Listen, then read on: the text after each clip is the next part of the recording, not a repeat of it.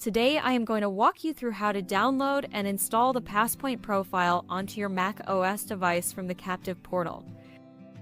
Starting in Wi-Fi settings, connect to the Open Smart Town network.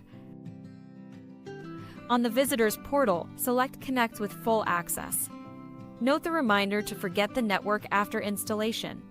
This will allow your downloaded Passpoint profile to automatically authenticate access to the network. Please click Continue. Reference the written steps for the install. Scroll down to view and accept the terms and conditions, and then select Start Download. Select Allow to open the next step in a Safari page. This will download the profile, which can then be installed by going to System Settings. Select View and then Profiles. Double-click to review the profile. Select Install and enter the Mac password to make changes, and then select OK. In Wi-Fi settings, go to the Smart Town Network settings and choose to forget the open network.